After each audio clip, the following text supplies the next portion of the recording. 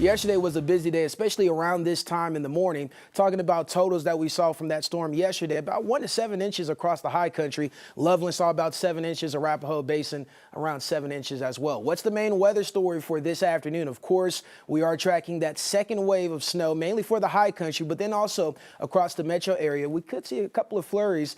Nothing too much as in accumulating, but we could get up to an inch in some isolated locations from those heavier bands of snow later today. So the timing for that will really, at least for us across the metro area, will be around from 3 p.m. to 11 p.m. this evening and then clearing out early tomorrow morning. So we will have those winter weather advisory mainly for all the mountain ranges starting at 11 a.m. this morning and going until 5 a.m. tomorrow morning. But overall, here's the timing and the impacts that we could possibly see from this snow. Noticing starting in the morning around 9 a.m. this morning across the high country, then really starting to blossom around lunchtime. For us across the metro area, noticing the timestamp here, that's around 3:30. We can start to see a couple of flurries move into the metro area and then a second wave around 6 p.m. this evening before finally starting to clear out as we head into tomorrow morning. So here's a closer look at it. Once again, this is around lunchtime for the Front Range. You can see Winter Park and parts of the foothills starting to see the snow. Then here's that first wave around 3:30, starting to see the flurries move across the metro area. And then that second wave around 6 o'clock this evening.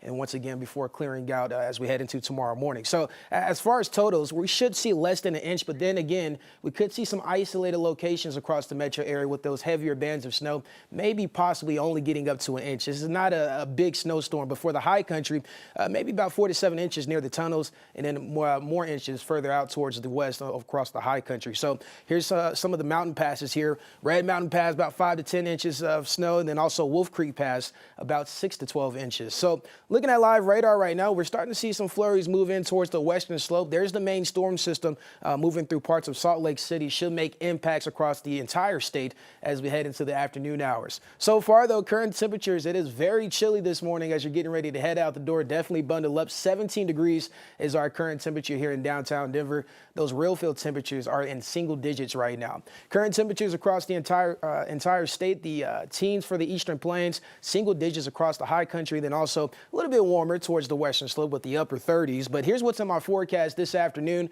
Not warming up a whole lot. Cooler than what we saw yesterday. 28 degrees as the high for here in Denver. And then highs across the state, noticing the eastern plains, low to mid 20s, 20s and 30s in the high country, and then warmer out towards the western slope as they're not really seeing all that Arctic air, but we're seeing it here across the metro area. Tonight, even cooler, 13 degrees. And like I mentioned, those real field temperatures will get down to single digits once again. Tomorrow, we'll start to warm back up. We're going to see lots of sunshine tomorrow afternoon.